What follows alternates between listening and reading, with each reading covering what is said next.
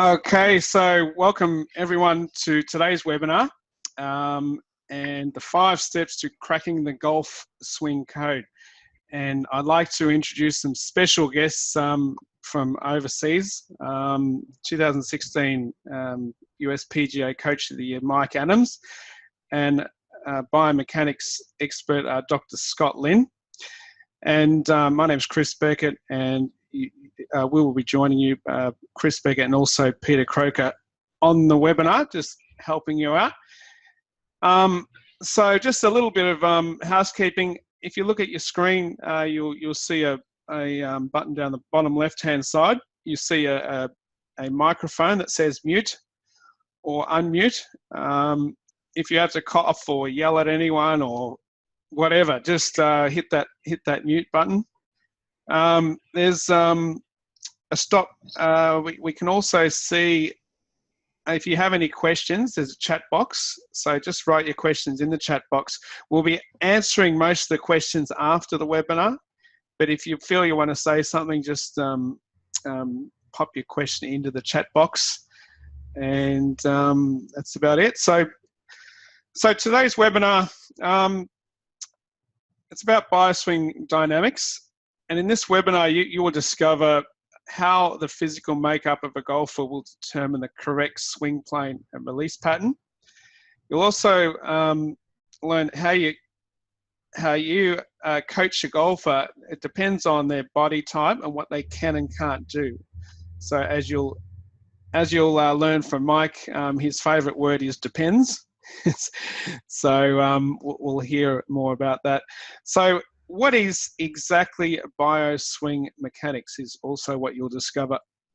Now, this webinar is for you if you want to know how to determine the correct swing plane for you or your students. If you have always felt like there is more to discover on how to improve yourself or your students, it's for you if you would like a screening process to determine a golfer's best swing prior to teaching them. And it's also for you if you wish to earn more income from your teaching through getting better results, which you wouldn't be here if you didn't want that. So, Peter, if you can just introduce Mike Adams. So, welcome, Mike. Just on the webinar, can you hear me loud and clear? Yes, I can. Fantastic. And Dr. Scott Lynn, are you there too? I am, yeah. I lost you for a second, but I'm back. Oh, excellent. Okay, fantastic. Now, Peter Croker, you there? Yes, sir. I'm here and really excited about having these two gentlemen here to help educate us and make us into better teachers down under. Fantastic. So, just introduce Mike here and a little bit about what he's done in golf. Yeah, certainly, Chris. You know, Mike's one of the most impressive golf teachers I've ever seen in action, and he's been teaching golf for over 39 years. He's a phenomenally busy teacher. He actually does the job. He's had 10 hours a day for many days, many years, teaching on the lesson tee. So he's done over 126,000 hours of lessons. That's one-on-one teaching. He's had 14 years as the Director of Instruction at PGA National, and that was where I first met him, and he did a great job there. He won the US PGA Teacher of the Year award for 2016, and he's been recently elected into the World Golf Teachers Hall of Fame. Very big honour. He's written or co-written 20 golf instructional books so far, and he's got more on the drawing board. He's taught 5 past presidents of the USA.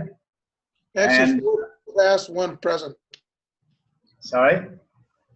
Actually, 4 past presidents and 1 present. Yeah, exactly. Oh, sorry. Yes, of course. Right. Yeah. Mr. Donald Trump is an avid golfer, and Mike's given him some good advice along the way, on his golf at least. So his students have won 136,000 events on the PGA Tour, including 13 majors. 136,000, Pete. That's a lot of events. That's a lot of events. Peter, I think it's It's actually 137 events and 13 majors. All right, so you've added one, okay, in the last few weeks. Okay, well, with that, I think that's enough to say about Mike Adams. He's really good, and he's got a lot to share with us. Now, Dr. Scott Lynn, I met him for the first time here last year. He's very much connected with ground forces. He's a biomechanic specialist. He's born in Toronto, so he's a Canuck, Canadian. But he's living down in LA. He's always been involved with sports and exercise. He's got a PhD in biomechanics, so he got that at Queen's. He's an associate professor in kinesiology at California State University in just out of LA. Has always looked for the mechanical examination of human movement patterns and how they relate to injury and degenerative diseases. So he takes the stress off the body when you do the exercises and repairs the body, applies these exercises to slow or prevent injury and degenerative diseases. His belief, as is Mike, is that everybody is different and every new client needs an individual approach. So that's the two gentlemen, and he works on golf biomechanics with coaches Sean Foley, Chris Como and Mike Adams to improve athletes' performances, especially in the golf area. And with that, I think I should hand over and let the show get on the road, because Mike, Scott, and Scott have got a lot of good information to share with us. So Mike and Scott, how many years have you been working together? And you've been traveling around the world together doing these things. Just fill us in a little bit on what you've done together. Basically, a little over 2 years, Scott and I have been doing this together, and we've. By the way, Scott, is that your high school graduation picture? Where are you looking? I'm looking at the thing of you, and basically, we just got back from Korea, China, Holland, and Denmark, and he and we're going to England in 2 days. So we've been all over the place. We're going in the fall. We'll be going to France and Germany and Belgium and Italy, just doing the same type of thing, just spreading the gospel of how to play better golf. Right, and I think that last point there about teaching differently to different individuals. So how everybody is different and everybody needs to swing the club differently. And all the research I'd been doing in biomechanics, I was getting really frustrated in terms of the variety of things I was measuring. So we were measuring a ton of golf swings in my lab here in California, and we're getting a lot of variability. So there were a lot of guys who were hitting it really well, doing it with a whole bunch of different ways. And so it's pretty frustrating for me as a scientist, because when there's a great variability in your population, it's hard to make any decisions about, what's the right way to do something. And then I first saw Mike speak at the Midwest US PGA Summit. And he started to explain his system that accounts for the variability in all the different golfers. And that's really helped us organize the biomechanics information in a way that it can be usable, which in the past, I don't think it was that usable to a lot of golf teachers. Correct. Oh, so we're going to get into the biomechanics. So that's my specialty. I've been studying biomechanics now for, I believe I started in school studying biomechanics in 1996. So that would be 20-something years. I've been studying biomechanics, and it basically is the physics of the human body. So we're going to understand how the laws of physics apply to helping humans perform better and safer. And one thing we talk about quite a bit is, in order to make something move, we need forces acting external to the body or external to that object. So when we're hitting a golf shot, the only thing external to our body that we can push off of is our feet on the ground or our hands on the club. And so since the club is free to swing in the air and not fixed, probably the most efficient way to produce those external forces is going to be our feet pushing into the ground. And so Mike and I have worked pretty hard on creating a system to help determine the proper way in which each individual needs to use the ground to swing the club effectively. And what we find is when we get them doing that, a lot of other stuff kind of takes care of itself. So you can say less words to the person and get a lot of stuff for free, which all my motor learning expert friends tells me is probably the best way to teach somebody a motor skill. And so using these external forces off the ground, I've done a lot of work recently with Swing Catalyst and some of their products. They have a 3D motion plate that measures basically the 3 forces you can use to hit a golf shot. So the linear force, or we call it the gliding force, which is going to help us produce kind of a sway type motion, I guess some golf teachers would talk about it. And that's the way that certain people need to use the ground to create speed. And then a spinning force or rotational force, and finally a vertical force. So we find that some people need to use the ground differently to hit the ball the way they need to. And Mike's stuff has really helped us put the Bioswing dynamic stuff into a context that every teacher, coach that we've seen has been able to use it. So at all of our seminars, we get the people at the seminar to actually teach, and we're finding that they're getting similar results to us after 2 or 3 days of understanding the system. So it's been really interesting. I'm also finding that it's making it safer on people.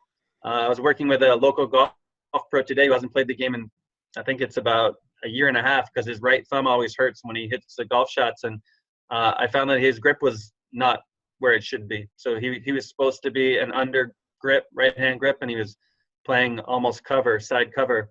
And I was putting forces on his thumb that weren't allowing him to play. And I got his right hand in the right position, and he could hit shots without it hurting. He told me that's the first time he's hit a shot in 18 months where his right hand didn't hurt. And it was just having the hand in the wrong position, which is a pretty simple fix. So that's something that I think I've yet to see Mike teach a lesson where he didn't alter the right hand grip or make sure that the person had their right hand in the right position, which is because, and he'll tell you that affects pretty much everything in the golf swing. Yeah, some amazing things have happened when Scott and I have been working with a student. We basically take the guesswork out of teaching. What we do is we're out there building their golf swing. What the screens tell us is exactly how they move in time and space, and then it allows us. I mean, Scott, have we done? We've probably done close to 400 or 500 people, and have we had one person that didn't increase their club head speed between 4 and 22 miles an hour? Yeah, pretty much everyone gets better really quickly. Just and it is a system. So we have a little score sheet basically that you take them through the screens, and they get points for certain things, and then you add them up at the end, and that determines their most efficient golf swing. And then we take away the things they're doing that don't equal out to that to the score that they achieved on the screen, and then we add more things that do. And every time we've seen them increase their club head speed, and that's really not our goal, is to increase club head speeds. That's kind of a side product to taking the governor off, because I think our bodies, if we're not pointed in the right direction, so if I take your car and I point it towards a brick wall, you're not going to hit the gas full speed. But once we get your body aligned in a way that it can work properly, I think the governor comes off, and then speed is the side product of that. Yeah, and the cool thing is while we're working with the students, you see all of a sudden the path changes, the face changes, and the angle of attack changes. We fix all the things, and then the speed is a byproduct. Example, at the open forum, we had a guy there, he was hitting some 7-irons, and he was totally mismatched with his setup. And this was a golf professional, a guy who had played on the PGA Tour and had played on the senior tour. Took us 5 minutes to screen him. During that time, his path had been 7 to the right with the face 6 degrees closed, and his club head speed with the 7-iron was 80.8 miles an hour. Well, we made the changes, and within 5 minutes, club head speed jumped to 89.9 miles an hour, and his club face was square. The path, angle of attack had shallowed out, and the path was perfect. And so that was a interesting case, because we have 3 possible ground forces that we talk about: a glider force, which is a linear force, a spinner force, which is a rotational force, and a vertical force, which is a launching type force. And so we have gliders, spinners, and launchers. And some people can double dip and get forces from 2 power sources, and some people can get power from all 3. We've only found 2 or 3 people in the world who can get power from all 3 sources. Most people get it from either 1 or 2 different sources. And trifecta.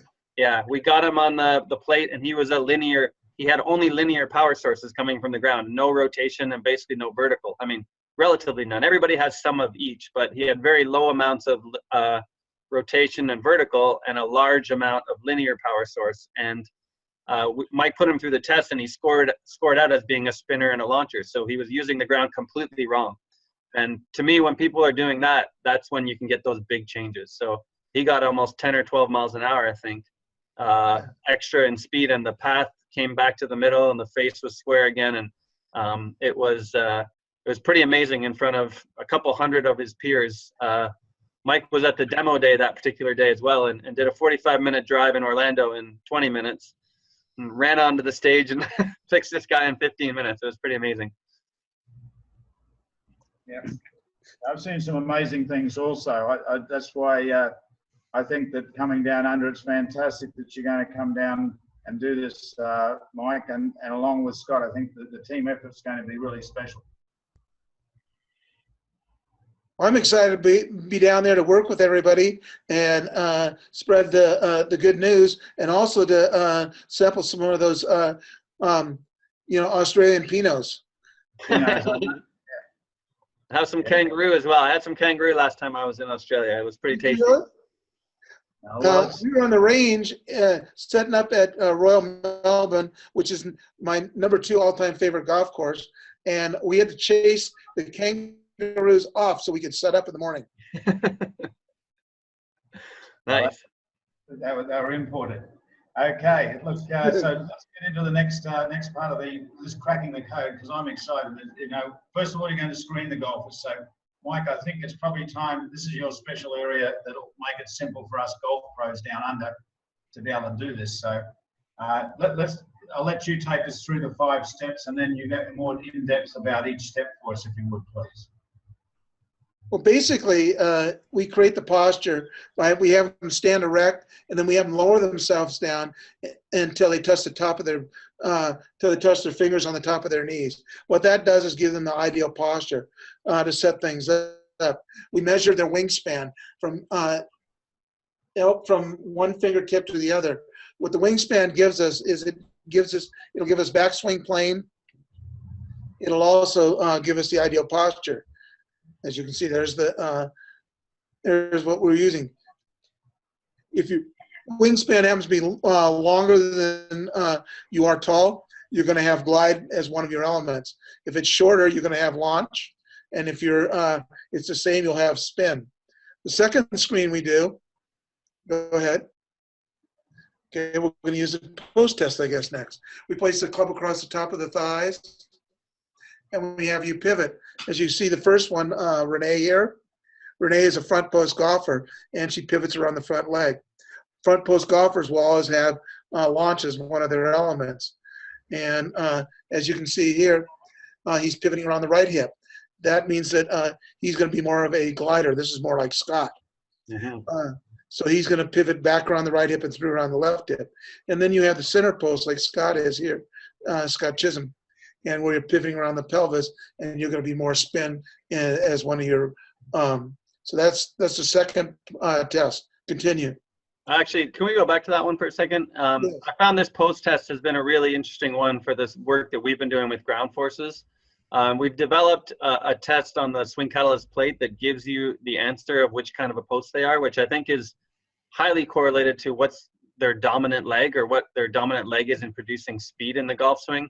And this is something that I find people can get wrong. We were in Copenhagen, Denmark, and working with a former Ryder Cupper, Soren Hansen.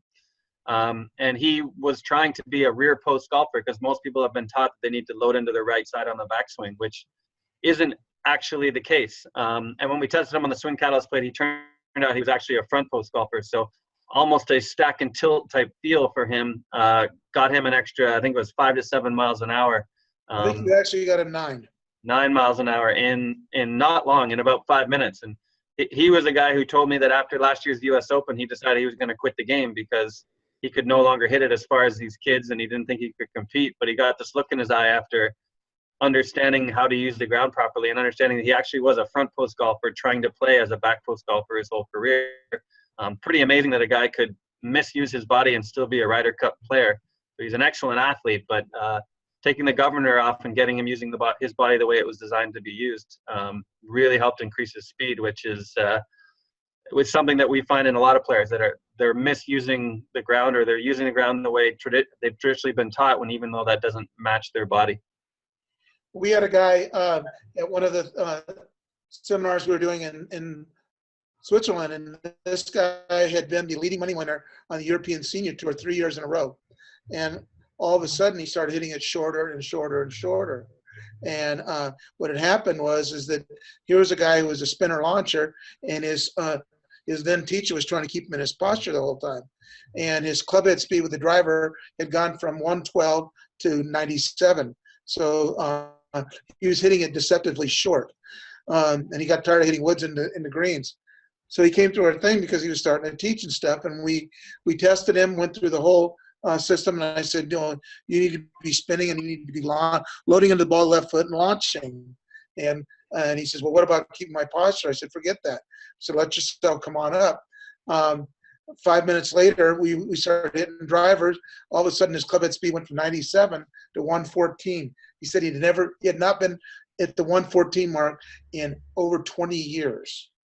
Heard from him since. Says he is now driving the ball better than he's ever driven it. Can I make it works? Can I chip in here, because recently we've had our Legends tour down visiting in Australia. We've had the company of Peter Senior and Ian Baker Finch. Well, call Peter Senior a launcher, wouldn't you, Mike? I mean, definitely. He had to come out. If someone tried to keep him in his posture, he would never have made the grade that he did. So, and here he is now with a little bit of rest. He's recovered his body, and he's back playing as well, and enjoying it as much as ever. But, well, look at Tiger Woods. When Tiger Woods was the best driver in the world and the #1 player in the world, his head would drop a foot as he started down, and then he would launch up through the golf ball. He worked really hard on keeping his posture, hurt his back, and couldn't hit a fairway. Right. So if you are a launcher, that old teaching tool where you took the down the line view and you drew the line on their butt, and you said, keep your line on the butt, or butt on the line. To me, if you're a launcher, that's going to take away your only power source, because you won't be able to extend through your hip and produce that vertical force that is going to be your main power source. So whoever came up with that drill probably messed up a lot of launchers. And it hurts not only that, the injuries that come out of it. That's the other big deal. Is as we get a little bit older, Mike, you want to play a little longer. You want to keep using the most efficient way to move your body, don't you? You know, I know about getting older. I got older yesterday. And you want to be able to, if we want our students to play as long as they can possibly play. And the reason being is because we want them to enjoy this wonderful game for as long as possible.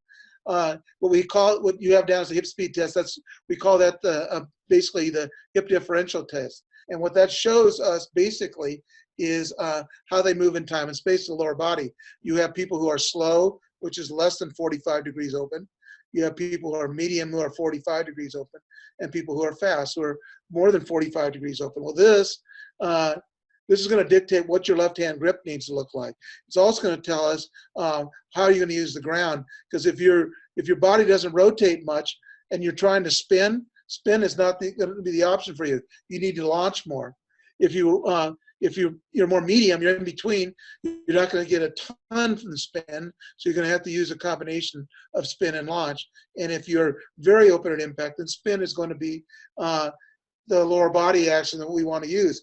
But if you are a spinner, that left-hand grip has to get stronger, because the spin will cause you to open the face up. So you have to create a grip that's going to offset it. So basically, understanding this test is going to give us a lot of answers. So someone like a Dustin Johnson, who's got that strong grip, if they'd have changed him back to normal, or Zach Johnson, how would they have played? They'd have hit the ball way to the right. He wouldn't be #1 in the world. No, he just wins every week. Incredible player. Hip speed test really quickly. Just go back a couple slides. This one was a real eye-opener for me when I first met Mike as well, because the biomechanics community had pretty much been teaching spinning as the gold standard in golf. So most people that are familiar with biomechanics are familiar with the kinematic sequence, which is all based around your rotational hip speed.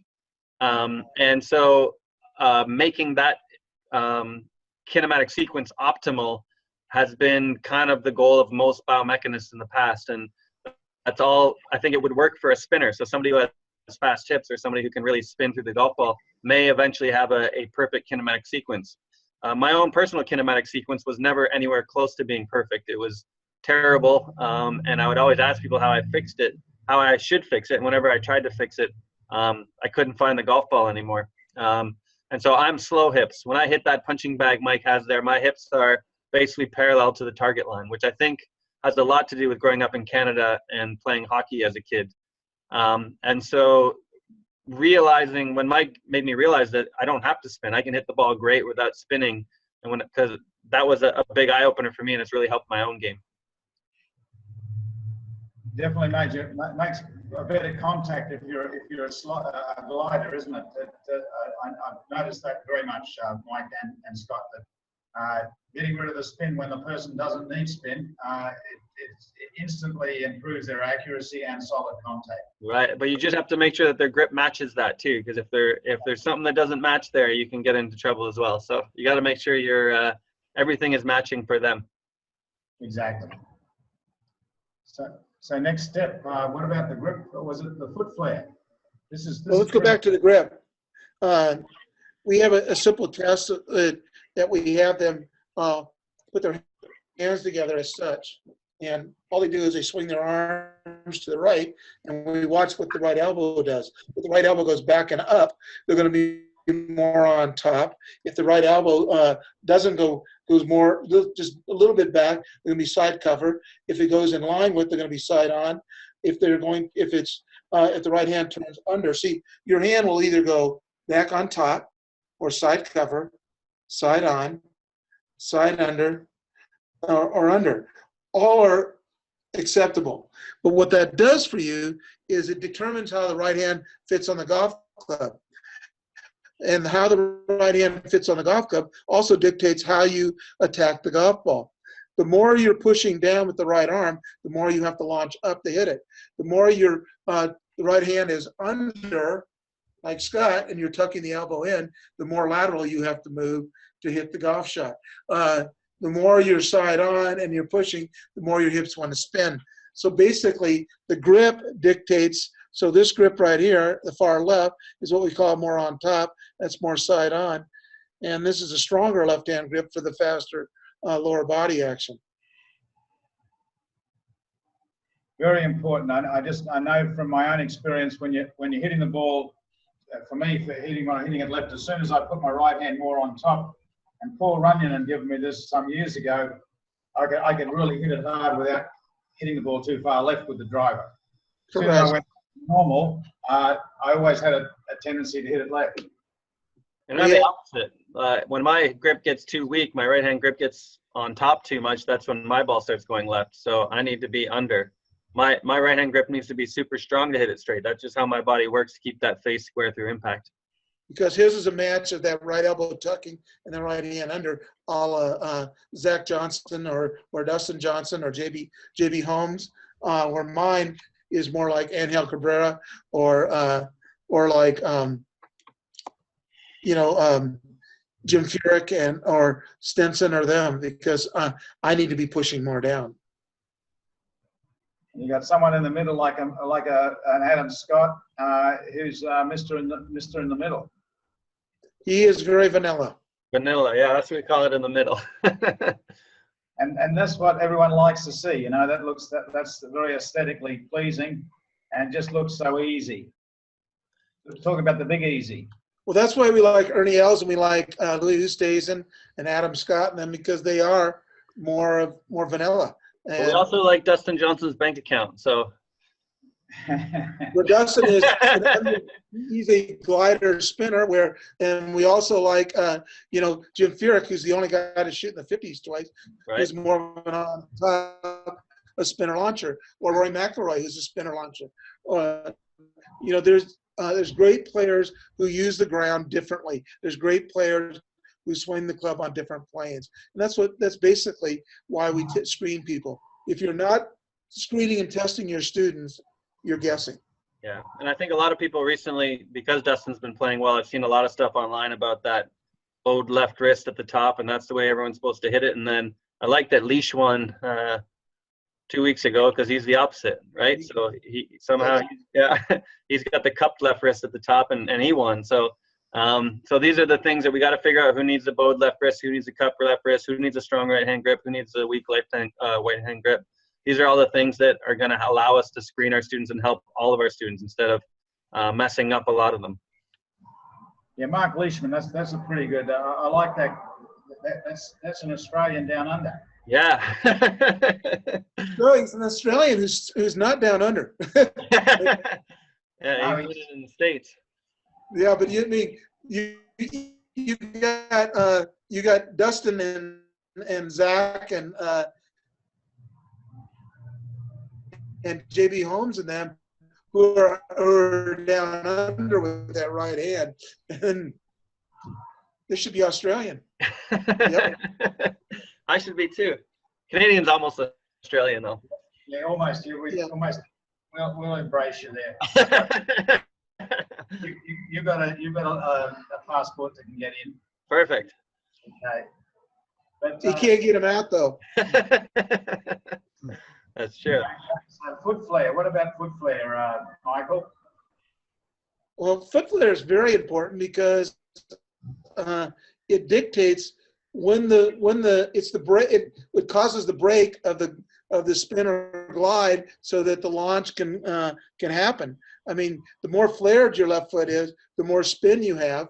The less flare you have, the less spin and glide, the more launch you apply. So it helps with the timing of each. And Scott and I all the time are changing the foot flare to get them so that everything happens in the correct sequence and at the right time. I mean, we have people who are launching tremendously over 200% of their body weight, but it's happening after off by squaring the left foot up so that the spin is done sooner and the launch happens earlier, and they get to utilize and they pick up all kinds of yardage. And everybody thinks, oh man, you guys are so smart. Well, reality, it's just cause and effect. It's understanding how to use the ground. Where Scott differs from all the other biomechanics is not only is he brilliant and understands how the body works, but he is also a scratch golfer and played Division I golf. Here's a guy that who can actually do it. He not only does he talk the talk, he walks the walk, and that's very unusual in that science field. I was just out there today. I made a few mistakes, shot 75, so it wasn't so bad.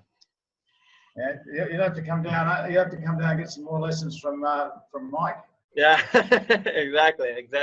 There's windy. The funny thing is we probably spent about 30 weeks a year together, and we don't get to work with each other.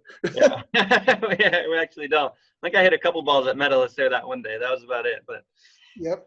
No, that's true. I think it is important that we have everything matching, and I think playing around with my own swing has taught me a lot as well, because I understand where my swings come from my whole life and why some of the stuff that happened to my swing earlier when I couldn't control the golf ball anymore.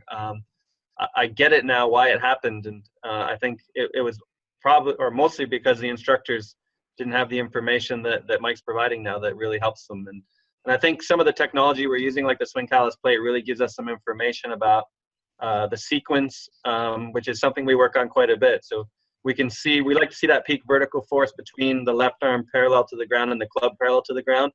And a lot of times people are getting their peak vertical force somewhere after impact or before, just at impact or slightly after impact, which is no good to you. The ball's gone already. So squaring up their left foot allows us to bring that peak back to where it's usable to you and speeding up the club. And we had one guy actually, where was that, in Denmark, or where his verticals are happening too early? Right. We had to flare him out. Left foot out more, so it happened later, Right. and he got to use it. We had a guy that was 283% of his body weight, which is by far the most vertical force I've ever seen. Right, except for it was happening way too soon, so it wasn't useful to him. And once we got it useful to him again, we saw that big spike in club head speed, and the ball started going where it should.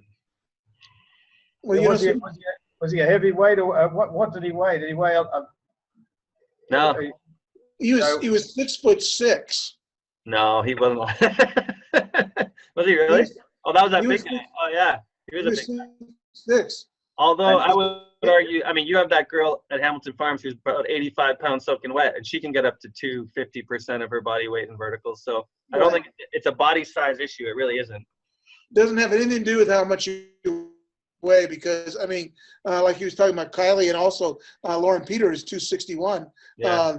Both huge launchers who hit the ball tremendous distances, and they're girls, and because they use their body correctly.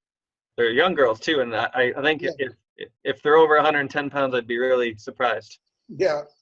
yeah, it's amazing when you like you see on the LPGA tour, some of those girls they're getting very great distance, and they look so effortless too. That's the other thing. When you do it right, it's not a lot of effort. It just looks it looks poetry in motion.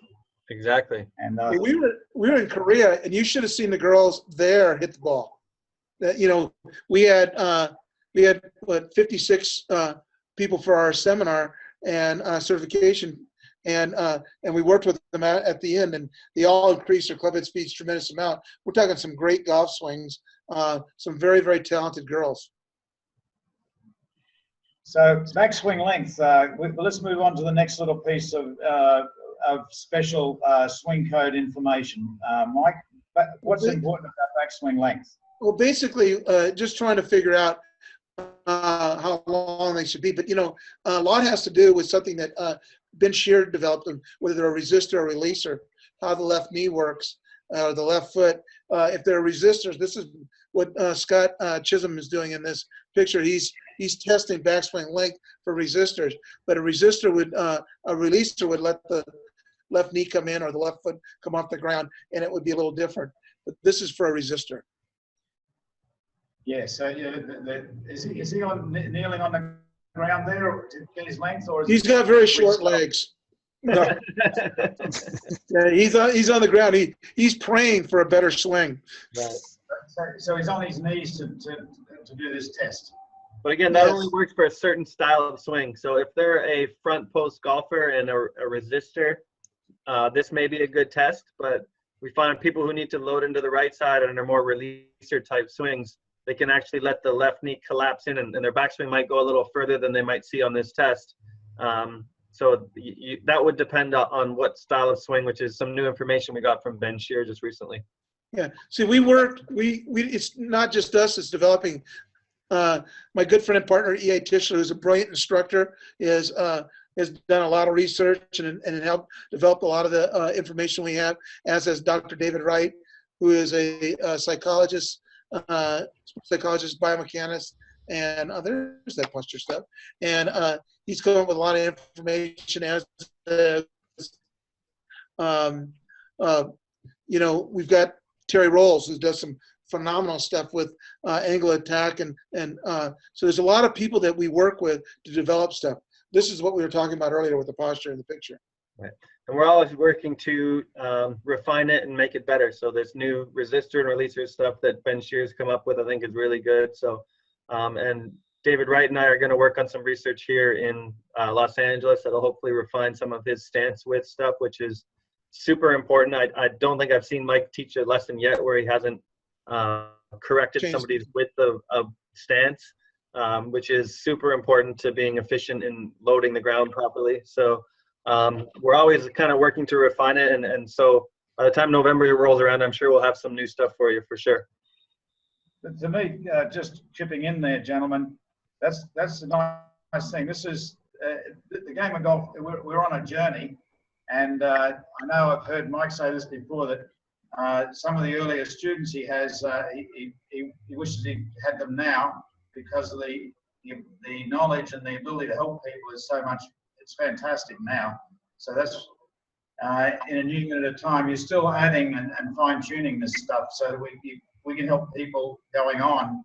I think that's why, as a golf coach, it's so important for me to try to keep up with the latest stuff. And you guys, you're at the cutting edge. So it's great to have you with being so open to share these ideas. And I like that slide about testing backswing length.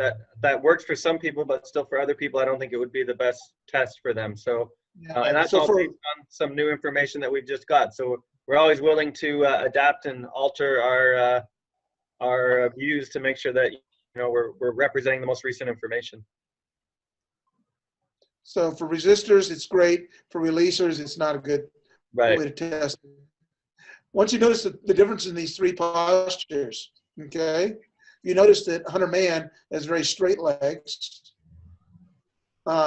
where Charles Howell III has a lot more knee flex, and Charles Schwartzel is somewhere in between. You also notice that the thigh and the forearms, the thigh and the right forearm, all match. That's something that we notice with all players. Okay, go ahead and shoot the next slide. Swing planes.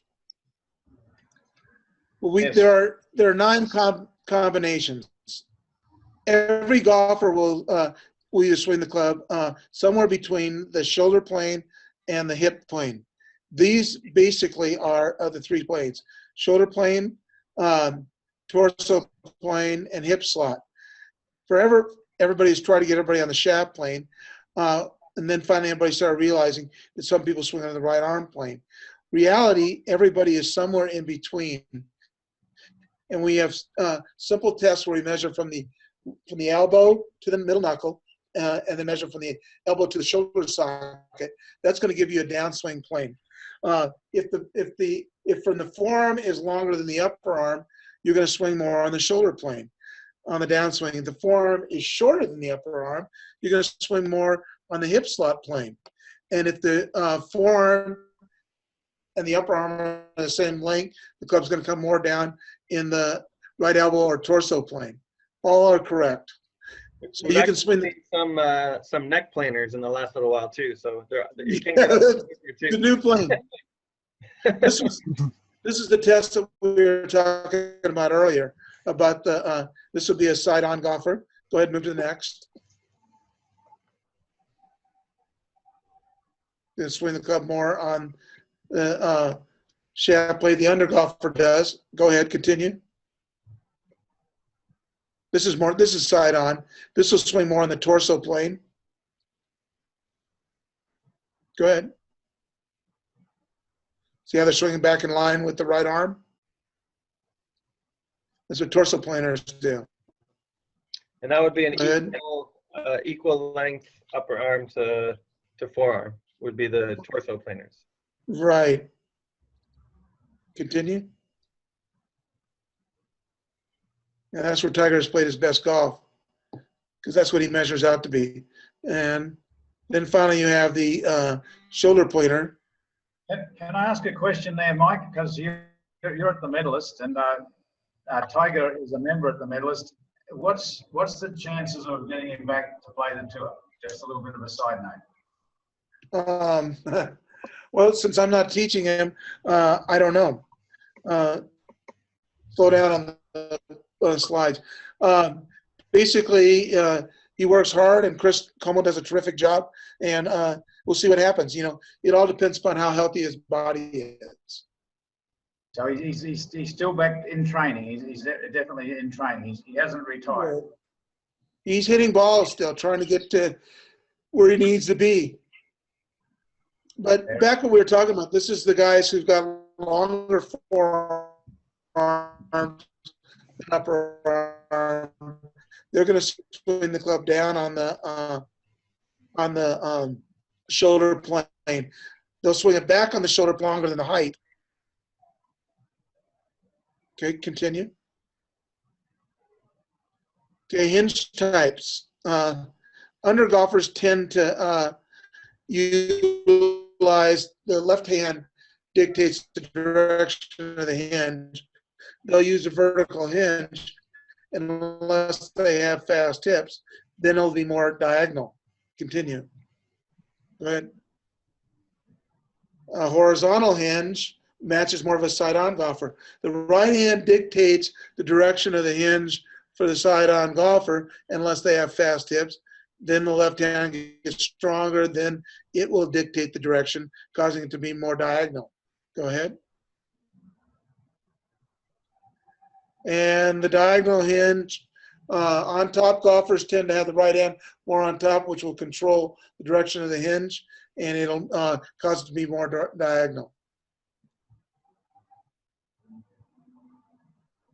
Downswing planes, that's what we were measuring when we were measuring from elbow to knuckle, elbow to shoulder socket. Guys with shorter forearms will swing the club down on the hip or shaft plane. Okay, next one. Guys with the forearm and upper arm the same length will swing the club down on the torso plane.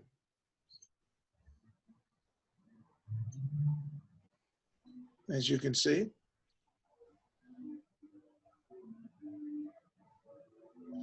And if from elbow to knuckle is longer than from elbow to shoulder, this club comes down on the shoulder plane, much steeper. That's also going to affect how you use the ground. So if your club is steeper, you're going to need some glide in your swing from the ground to shallow it out. So these guys with shoulder plane type swings are going to need to have glide as one of the elements in their swing in terms of some linear force coming from the ground, because if they're not, they're going to stick that club in the ground because they're so steep. So they need to shallow it out somehow. And generally we find it's the glide in their swing that's going to do that. Correct. Plane down swing planes. This is back to the post that we did earlier. So again, this front post golfer is going to be somebody who's going to respond pretty well to a stack and tilt type feel. So loading left on the backswing, which sounds counterintuitive for a lot of people, but if you are built to be a front post golfer, or if you've learned to produce speed that way, we're not, I mean, it could be multiple reasons why that's the case, but feeling that load left on the backswing, like especially that picture on the right. Who's that guy on the right there? Charlie Wee. Charlie Wee, right, yeah. Loading left and Brian Gay. So that can be a feel that I think the stack and tilt got some bad rap, but it's a great feel for a front post golfer. Notice how both of them have a much deeper knee bend with the left knee, because they are going to need to use more verticals, so they're loading their verticals right there. And they have to load them early as a front post golfer, because if they're too late, a lot of times if front post golfers try to load right, then the verticals are way too late and they don't help you hit the ball. Correct. See how the knee flex on all these guys? All the front post golfers, a lot of knee flex. Because they're loading, they've already loaded. Now the center or rear, in this case, she's a rear post, pivoting back. She's going to use glide to get her back to the left side. Go ahead. Center post will use spin. Luke Donald is a great example of a rear post. He goes back, pivots back around the right hip, then he glides into the left hip, and then uses launch to hit it. So he's a glider launcher. Center post golfers tend to be more spinners. They're the Adam Scotts of the world and Tiger Woods, the guys we like to see because they stay very centered with their rotation.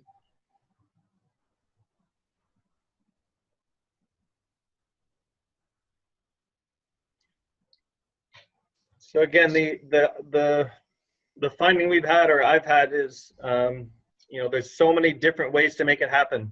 So I would test a ton of really good golfers in my lab, and all of them would be doing very different things in terms of how they load the ground and how their body moved, yet they were hitting the ball very well.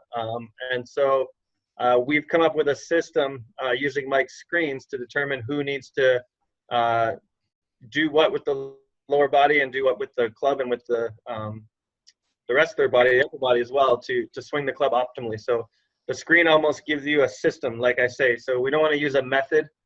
So one method would be everyone needs a bowed left wrist at the top. So some people do, some don't, and you need a system to determine who's who. So again, I like the question when people ask who needs a bowed left wrist at the top. The answer to that would be it depends. And then your next question, logical question, should be it depends on what. And then we need to have a system to determine who needs that, and that's what we've come up with. It's very, very, very very exact. There's no ifs, buts, or maybes. It allows us as a golf coach to really help that person in front of us much more quickly. Definitely. That's what it's all about, isn't it? Yeah, and they have more fun. Of course, they tell their friends. They come along, and as a golf coach, you're going to be helping more people. And you know that you're going to they're going to be able to play for a lot longer as well. So they get the more. What I do know, if we're going to grow the game, then if people play better, firstly they buy better and they play more, and then time is not the problem. You know, this business of saying golf time poor. If someone's playing great golf, they'll always make time to play more. That's what I've discovered. And So, finding that little white thing's pretty important too. If you can't find that little white thing, this game's no fun. So yeah, you run out. You have to carry the golf bag gets too heavy carrying it around with all those golf balls. Exactly, for sure. Well, see, in America, what the caddies do is they dump the balls. They're out there tossing the balls with all the members, and because they don't want to carry that heavy golf bag. That's right. If they just wait, those guys will lose those balls in a few minutes. Well, let's just recap again over here. So, Mike, would you just like to go over those five screening points that we've covered here today? Well, basically, what we do is we have 5 screens that we use on every student. What we're trying to determine is basically how their body works in time and space. It gives us backswing and downswing plane. It gives us the right hand grip, left hand grip. It gives us posture. It gives us stance width. It tells us what lower body action, whether they're going to pivot back on the front hip or pivot back around the pelvis or pivot back around the rear hip. It's going to give us what the ground reaction force is, whether they're going to glide more or whether they're going to spin more or launch more. Everybody glides, spins, and launches. They use each in different magnitudes. Then it teaches us how to utilize the ground to create the best, the greatest amount of force. Yeah, and in the optimal sequence. So we've had some really interesting cases where people weren't using the ground in the correct sequence. Mike and I worked with Matt Kuchar very briefly at the PGA show, and considering he was probably, I mean, one of the top golfers in the world, and he was actually misusing his kinetic sequence or how he was using the ground. And in about, I don't know, how long did we work with him? 15, 20 minutes or so?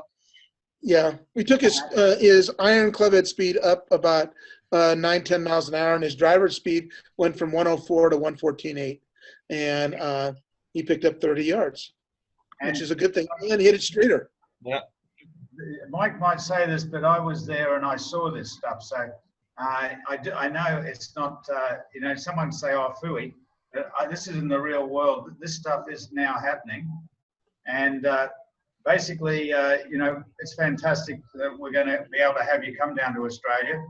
So I'd like to probably bring Chris Beckett in, because he's got a deal for the golf pros. I know that will and he'll be able to give us the dates when we're coming here. So so Chris, can you talk a little bit more through what the Bioswing Dynamics accreditation school is going to be all about for us? Sure, Pete. So thanks, Mike and Scott. It was a fantastic presentation. I learned heaps. Now, the accreditation school is going to be at Moonah Links Golf Course on the Mornington Peninsula, Melbourne, Australia. We're looking at doing the 5-day school in November 6 till 10. And basically, the first 3 days will be the accreditation course. So you can choose to come for 3 days if you like, but we've had some strong interest for people that want to come a couple of extra days and work more personally with Mike and Scott. Accommodation at Moonah Links Academy. So you check in on the 5th and all the way through to the 9th. Lunch and breakfast is included. All the coaching for Mike and Scott. You get a certificate. Just tell us how your accreditation course works, Mike, a little bit. Well, after you've gone through and we work with all the students, and then we teach the teachers how to teach. We test you. We're going to do differently in Australia. We're going to use both a physical test, where we're going to take them on the range and have them test the students, and then we'll also have a written test for them to take. Right. So that's why, to me, the 5 days. It's all about practical application. Exactly. Now, just to talk about Lunar Links as a venue, this was built specifically for the Australian Institute of Sport way back when the Lunar Links was first built. So it's a great facility. It's first class. Mike, we've done a one-day school there in the past, haven't we? Yes, we have. And we have accommodation is right there on the spot, and it's really it'll be a really great group setting. You know, there'll be a lot of exchange of ideas and working together like this as golf coaches along with you two guys. I know that I'm really looking forward to taking my teaching to another level, and you guys are going to be there to do that. So. Chris, what goes on from there? So is that all that's going to happen? Hang on. So basically, it's the school is $3,497. But for those on the webinar, it actually should be. We're going to offer you $300 off. That's for the 5-day school. So how it works is if you go to pushgolf.com/Bioswing, there'll be a registration page there, and all we need for you to register is $1,000, and the balance of that money is due within 60 days from the school. If you choose just to come for the 3-day school, which will be the first 3 days, it's $1,897, which is $200 off the normal price. And that's for the next 7 days. So if you go to that link, pushgolf.com/Bioswing, you can register. The places we have limited accommodation in the place, but we can take around 36 pros. And once you've deposited $1,000 and registered, that basically holds your place. So that's the school that's coming up. It's going to be exciting. I know I learned a lot from the last school with Mike Adams. It was wonderful. I'd love to spend some more time with Mike. And the guys that did the school at Royal Melbourne Golf Club said it was one of the best days or couple of days they've ever attended. So we actually had a couple guys. I had a couple guys from that group come and visit me in the United States, stay at my house, and spend a couple of days watching me teach and working on their golf games, and then going out to dinner and drinking some great wine. It was. You had some great reds there, Mike. I was really impressed. We like to do that, right, Scott?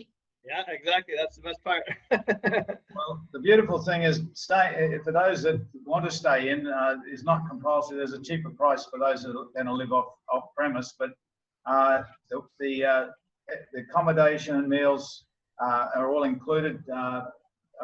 Breakfast and lunch is included anyway, and the accommodation in that price. So it's only just a little bit more expensive than the school that you'd. If they had to stay at the Ritz-Carlton in Orlando when you did your school, that would be just the price of accommodation, wouldn't it, Mike? Yeah, it would. Yeah. So, it's a real special deal for you guys to come all the way down under. We don't have to travel over to you. Being on the job for 3 days or 5 days, it will be a real immersion in the program. And as I said, the evening, not just, it will be a very good, there'll be a lot of interaction in the evenings as well. So that's what I'm really looking forward to, is that we'll be able to share this with each other, and it'll be a great learning experience. I think this will be the greatest learning experience I've ever had, and I've had a couple of special ones along the way with Paul Runyon and Tom Tomasello and Dr. Gary Warren, but to me, you guys have got the real deal as far as getting results in the now. So anyone that's really wants to improve their teaching, there's none of us that can say we've arrived, because we're always on a journey. So I'd really welcome you all. And the other thing is, it's the Melbourne Cup week, I believe, so you can get a bet on So I don't know. I might take you away from the Melbourne Cup. Might save you a few dollars. Okay. That's great. And thanks, Mike and Scott. That was really fantastic. Mike won PGA the Teacher of the Year last year. And what's it take to get into the Hall of Fame, Mike? How did you get into the Hall of Fame? You want to hear my Hall of Fame class? Yes. I was inducted. It was me, Butch Harmon, Jim Hardy, Jim McLean, and Chuck Cook. Those were the 5 guys inducted in the Hall of Fame together. And I don't know what it takes. It just you have to be voted in, and you have to be on 75% of the ballots. And somehow I got voted in. You have to be around a long time and do a lot of good work. So, well, that's exactly it. The results got out. The word of mouth got out. How great a job you've been doing, Mike. And it did take you a couple of years to get there, but you're there. Well, part of getting in the Hall of Fame is you got to be old. I'm only glad that they inducted me while I was still alive. I mean, Jack Grout got voted in, who was Nicklaus's teacher and Raymond Floyd's teacher and Tom Weiskopf's and several other great players. He got in after he was dead. He has no clue that he got in. I'm glad that I got in and got to see actually be there. Yeah, and got a few years left, buddy. I hope. Yeah. Plenty. Fantastic. And we're going to take some questions from any of you guys in the audience. You'll see a chat box there. Some people have asked through the Q&A part. So we just got a question from Andrew. Is there many PGA Tour players that use all 3 power sources, and who are they? The only one we found so far is Justin Rose. Justin Rose is the only PGA Tour player we think that we've had a lot of access to his swing because of Sean Foley works closely with him. So Rosie's the one that we have measured. Unfortunately, I mean, I haven't seen every swing on the PGA Tour, so I haven't measured every swing on the PGA Tour. I mean, so there may be others out there, but Rosie's the only one we've measured so far. Yeah, everybody uses all 3 forces. It's just a matter of whether Rosie uses glide and spin to the max, and he's about tour average with his launch. He could probably launch more and he would get more power. Yeah. But most people, I mean, you see, ideally when you're working with a student, you want them to maximize one of the forces because they're going to use all 3. The goal is to maximize one of the forces. And if they happen to be a double dipper and they're able to maximize 2, that's a bonus. The trifecta is they're basically the unicorn. We've seen a couple long drive people. We've had 2 or 3 of them that actually maxed out all 3 forces. But they're very vanilla and they were freaks. Yeah.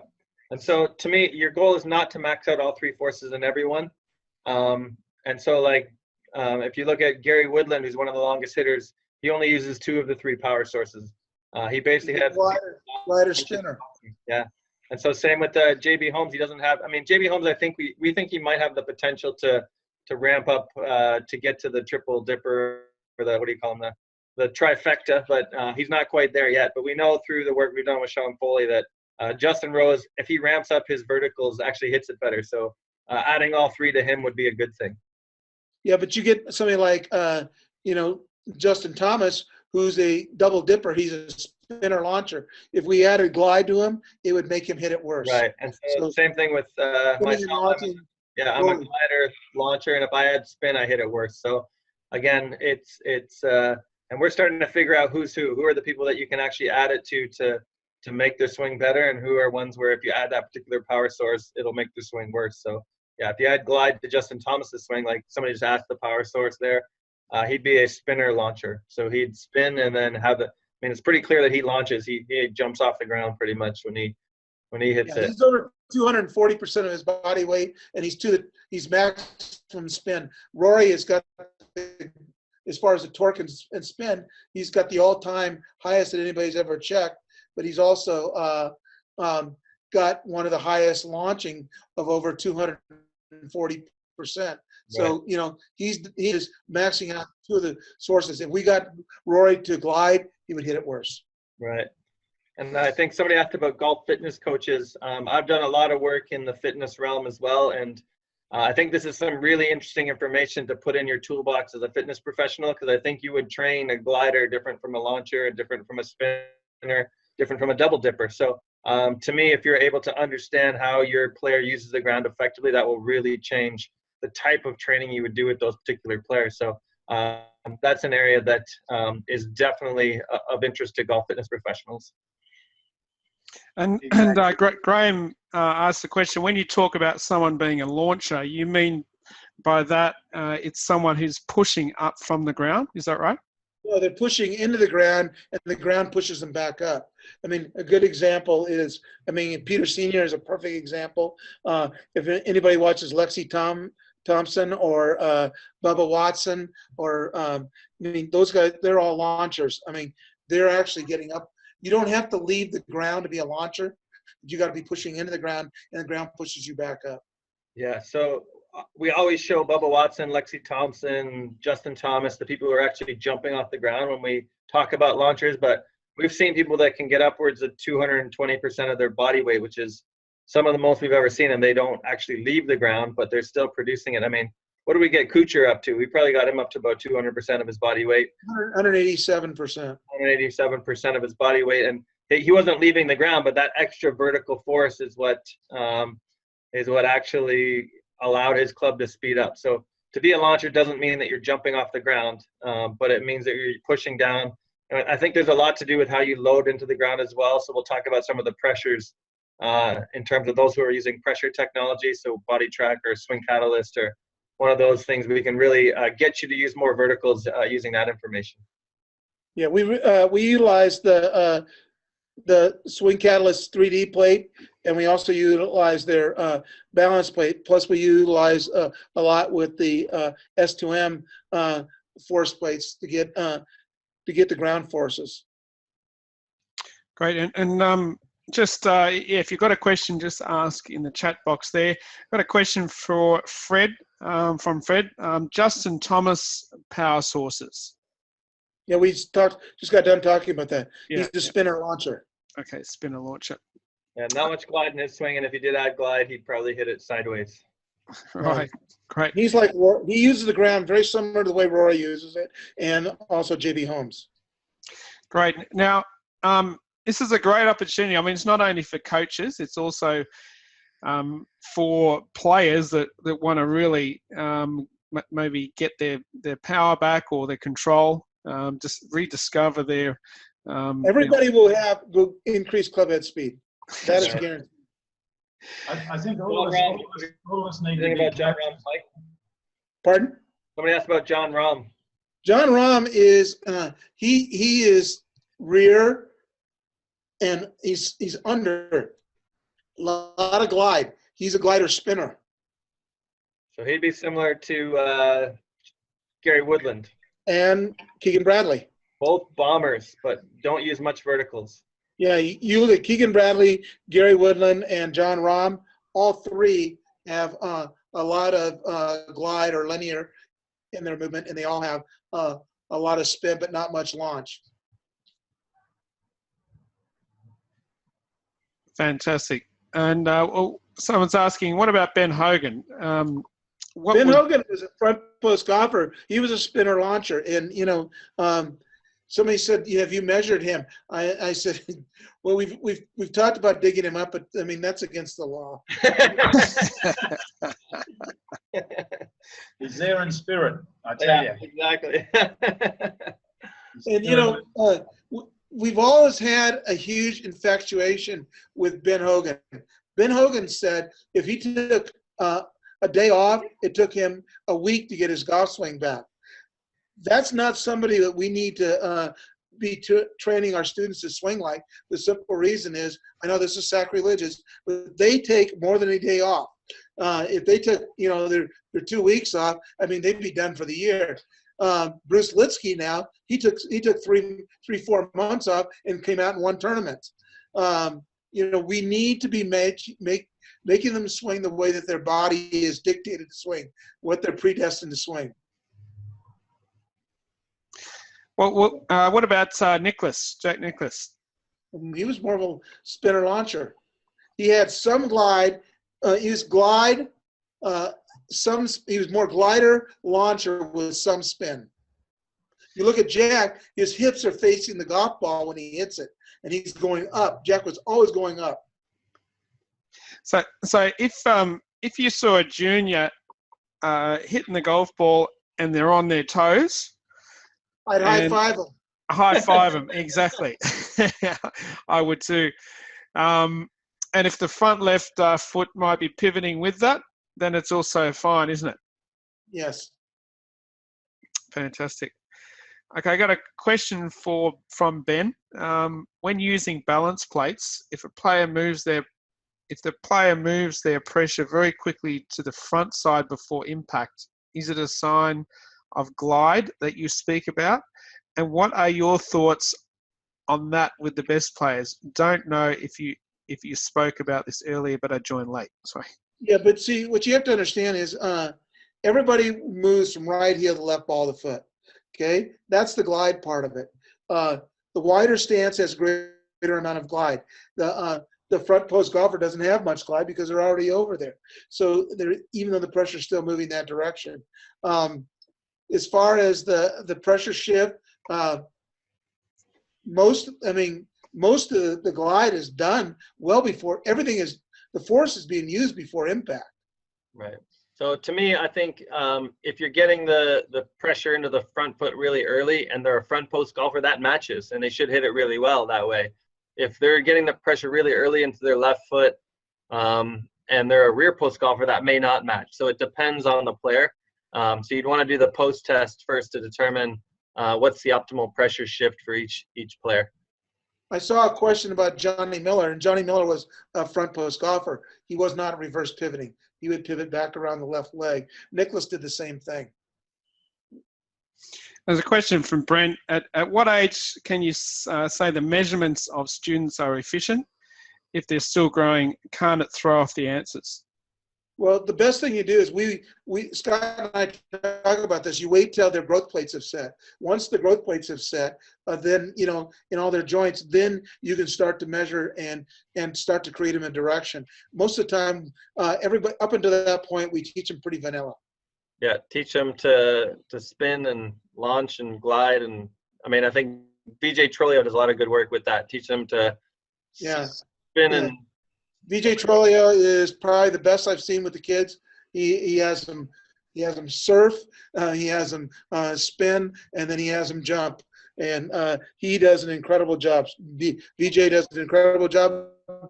That's why he developed so many great junior players, great college players who end up going on and playing the tour. So maybe understanding the sequence with juniors is good, how you glide first, then spin, and then launch. But the magnitudes of them, I wouldn't worry about. Just get them to be athletic and try to rip it, and then once their growth plate's set, you can put them through the screens. Correct.